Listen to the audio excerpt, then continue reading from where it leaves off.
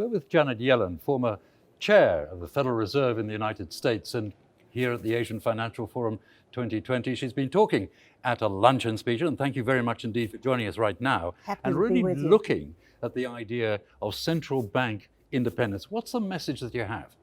Well, my message on central bank independence is that it's crucially important for sound and good long-run economic performance. There's been a trend over many decades all around the world for central banks to become independent and taken out of politics. The Federal Reserve is an independent central bank. It was purposely structured that way by Congress, given goals, full employment and price stability. But it's very unusual to have a president who criticizes the Fed as much as President Trump has. And we really haven't had that for as long as I can remember. And I think the Fed is continuing to keep its eye on its mandate and to act in the best interest of the U.S. economy. And looking really into 2020, how do you see the Federal Reserve actually behaving in terms of the interest rates? Is it going to be very much a year in which they're going to hold steady? Well, it's going to depend on how the economy does. And I think the U.S. economy is actually doing just fine right now. It has a very low unemployment rate, the lowest 3.5%, it's the lowest in 50 years. Inflation, in spite of that, is running too low rather than too high. It's averaged 1.5% for the last decade, and even with a very tight labor market that should be putting some upward pressure on inflation, we're really not seeing that. So the Fed, after raising interest rates toward a kind of neutral level, certainly they would be prepared to cut more if it seems to be necessary to keep the expansion going.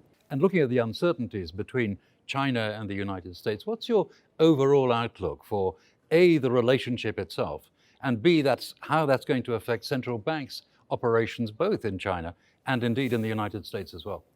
Well, I think that the PBOC is also looking to support Chinese economic growth.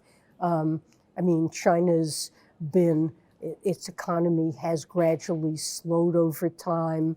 They're, I think, trying to improve the quality of growth and to deal with problems in the financial system. Given the uncertainties that have arisen, of course, we in Hong Kong have great relationships with the United States for trade, but of course we're also very reliant on China for trade as well. Yes, of Where course. do you see the role of Hong Kong in 2020 and beyond 2020?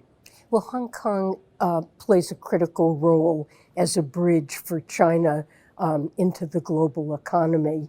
And the financial system of Hong Kong is globally important. I think it's the third most important financial center in the world.